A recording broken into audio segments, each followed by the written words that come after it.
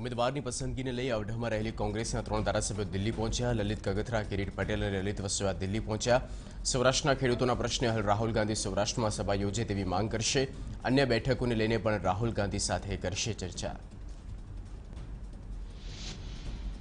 ભાજપના રાષ્ટ્રીય અધ્યક્ષ અમિત શાહ 30 માર્ચે ગાંધીનગરથી ઉમેદવારી નોંધાવી શકે. અમિત શાહ પ્રથમ વખત લોકસભામાં સાંસદ તરીકે ઉમેદવારી નોંધાવવાના છે. ત્યારે ઉમેદવારી પત્રક ભરવાની પ્રક્રિયાને ઐતિહાસિક બનાવવા ભાજપે તૈયારી શરૂ કરી. વિધાનસભાની પેટાચૂંટણી માટે કોંગ્રેસમાં ઉમેદવારોનો રાફડો ફાટ્યો છે. જામનગર ગ્રામ્યની પેટાચૂંટણી માટે 35 દાવેદારોએ નામ નોંધાવ્યું. માણાવદર બેઠક માટે કોંગ્રેસમાંથી 7 દાવેદારો છે. તાલાલા બેઠક પર સેન્સ લેવાની પ્રક્રિયા બાકી છે. ધ્રાંગધ્રા વિધાનસભા બેઠક માટે 32 દાવેદારોએ નામ નોંધાવ્યું છે. જેમાં દેવજી ફતેપરા અને ગીતા પટેલનું નામ આગળ છે. જ્યારે ઊંઝા બેઠક પરથી 22 દાવેદારો રેસમાં છે. ઊંઝા માટે કોંગ્રેસમાં કાંતિ પટેલ, જયપ્રકાશ પટેલ અને નરેન્દ્ર પટેલનું નામ મોખરે છે. વિધાનસભાની જામનગર ગ્રામ્ય બેઠકની પેટાચૂંટણીમાં કોંગ્રેસ જયંતિ સભાયાને ટિકિટ આપી શકે છે. ભાજપના રાઘવજી પટેલ સામે કોંગ્રેસ જયંતિ સભાયાને મેદાનમાં ઉતારી શકે. જયંતિ સભાયા લેઉવા પટેલ સમાજના આગેવાન અને બિલ્ડર છે. ઉમેદવારોની પસંદગીમાં કોંગ્રેસની રણનીતિ છે, જેમાં કોંગ્રેસ નો રિપીટ થિયરી અપનાવી શકે. કોંગ્રેસે 4 બેઠકના ઉમેદવાર જાહેર કર્યા છે, જેમાં 4માંથી 3 સીટ પર નો રિપીટ થિયરી અપનાવી છે. જૂનાગઢમાં કોંગ્રેસ શાસિત જિલ્લા પંચાયતમાં ગાબડું પડે તેવી શક્યતા. કોંગ્રેસ છોડીને ભાજપમાં ગયેલા જવાહર ચાવડાના સમર્થનમાં અનેક કોંગ્રેસી સભ્યો ભાજપમાં જોડાઈ શકે છે. વંથલી ખાતે મુખ્યપ્રધાનની અધ્યક્ષતામાં વિજય વિશ્વાસ સંમેલન યોજાશે, જેમાં કોંગ્રેસી સભ્યો બીજેપીમાં જોડાય તેવી શક્યતાઓ છે. ઉત્તર પ્રદેશના મુખ્યપ્રધાન યોગી આદિત્યનાથ ગુજરાતની મુલાકાતે આવશે. સીએમ યોગી વિજય વિશ્વાસ સંમેલનમાં જાહેર સભાને સંબોધન કરશે. ત્યારે પોલીસ દ્વારા સતત મોનિટરિંગ કરવામાં આવી રહ્યું છે. સુરેન્દ્રનગરના સાંસદ દેવજી ફતેપરા કોંગ્રેસમાં જોડાય તેવી ચર્ચાએ જોર પકડ્યું છે. લોકસભા ટિકિટ કપાતા સાંસદ દેવજી ફતેપરા અને શ્યામજી ચૌહાણ વચ્ચે બંધ બારણે બેઠક મળી. આ બેઠક અંગે શ્યામજી ચૌહાણે પણ પુષ્ટિ કરી છે.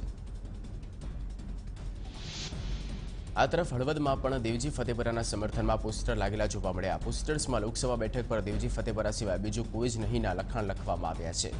સરા ચોકડી, જૂની મામલતદાર કચેરી સહિતના જાહેર રસ્તા પર પોસ્ટર લાગ્યા. મહેસાણા લોકસભા બેઠકની ટિકિટને લઈને કોંગ્રેસમાં 3 નામોની ચર્ચા થઈ રહી છે.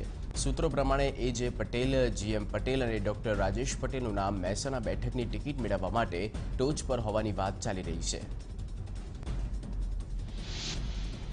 કોંગ્રેસના કાર્યકર્તાઓએ મહેસાણા બેઠક માટે શિક્ષિત અને યુવા ઉમેદવારને ટિકિટ આપવાની માંગ કરી હતી. ત્યારે કોંગ્રેસના મોવડી મંડળે પણ આ માંગને માને રાખી હોવાનું ચર્ચાઈ રહ્યું છે. મહેસાણા કોંગ્રેસમાંથી ભાજપમાં આવેલા જીવા પટેલને ભાજપ ઉમેદવાર બનાવી શકે. વર્તમાન સાંસદ જયશ્રી પટેલને ભાજપ રિપીટ નહીં કરે તેવી ચર્ચા ઘણા સમયથી ચાલી રહી છે. ત્યારે ભાજપ એક મજબૂત પાટીદાર ચહેરાની શોધમાં છે, જેથી હવે જીવા પટેલ ભાજપના ઉમેદવાર બની શકે.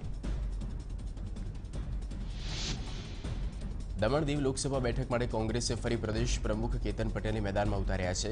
કેતન પટેલ 2014માં લોકસભાની ચૂંટણીમાં કોંગ્રેસના ઉમેદવાર હતા, જેમાં તેમણે વર્તમાન સાંસદ લાલુભાઈ પટેલ સામે હારનો સામનો કરવો પડ્યો હતો.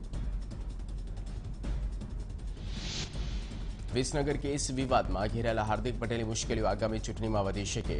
કોર્ટ એક તરફ તારીખ પર તારીખ ઠાલવી રહી છે, તેવામાં હાર્દિકના વકીલે આ કેસ મામલે તાત્કાલિક ધોરણે સુનાવણી હાથ ધરવા માંગ કરી છે, જેની વધુ સુનાવણી બપોરે ફરી એક વખત હાથ ધરાશે. અમદાવાદમાં ઈવીએમ વેરહાઉસની કલેક્ટર વિક્રાંત પાંડે મુલાકાત લીધી હતી, જ્યાં કલેક્ટર વિક્રાંત પાંડે ઈવીએમનું નિરીક્ષણ કર્યું હતું. વિધાનસભા પ્રમાણે ઈવીએમ વિતરણ કરવામાં આવ્યું છે, સાથે જ મતદાન માટે વપરાતી વિવિધ સામગ્રીનું નિરીક્ષણ કરવામાં આવ્યું હતું.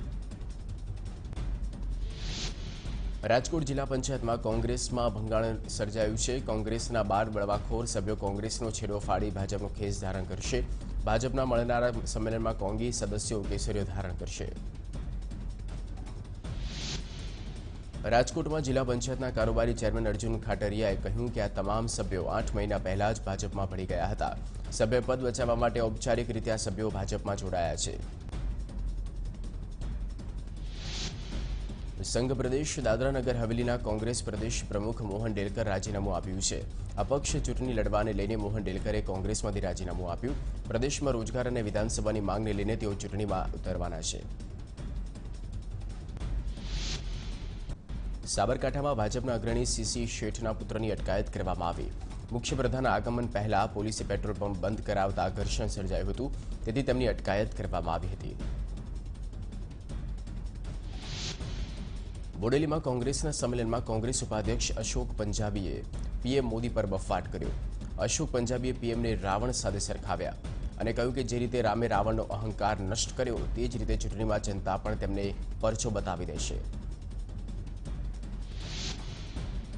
આ સંમેલનમાં સાંસદ નારણ રાઠવાએ પણ વડાપ્રધાન મોદી પર આકરા પ્રહારો કર્યા અને કહ્યું પીએમના શાસનમાં યુવાનોનો અવાજ દબાવી દેવામાં આવે છે, તેમજ અહંકારી સરકારને જવાબ આપવાનો સમય આવી ગયો હોવાનું નિવેદન કર્યું. ભાવનગર રેન્જમાં ચુસ્તપણે આદર્શ આચારસંહિતાનું પાલન થાય તે માટે ભાવનગર રેન્જ ડીઆઈજીએ પોલીસ વિભાગને ભાવનગર, અમરેલી અને બોટાદમાં કામે લગાવાયા છે. ત્રણેય જિલ્લામાં શાંતિપૂર્ણ મતદાન થાય તે માટે ચુસ્ત બંદોબસ્ત સાથે કડક ચેકિંગ હાથ ધરવાનો આદેશ આપવામાં આવ્યો છે. ત્રણેય જિલ્લામાં વાહન ચેકિંગ અને અજાણ્યા શખ્સોની પૂછપરછ સહિતની કામગીરી હાથ ધરવામાં આવી છે. ખાસ કરીને મોટી રકમની હેરફેર ન થાય તે માટે પોલીસ કામગીરીમાં જોડાઈ. બીજી બાજુ સાયબર ક્રાઇમની ટીમ દ્વારા સોશિયલ મીડિયા પર બાજ નજર રાખવામાં આવી છે. ભાજપાના વરિષ્ઠ નેતા મુરલી મનોહર જોશી ચૂંટણી નહીં લડે. તેમણે કાનપુરની જનતાને પત્ર લખ્યો. પત્રમાં તેમણે ઉલ્લેખ કર્યો કે રામલાલે કહ્યું કે હું ચૂંટણી ન લડું.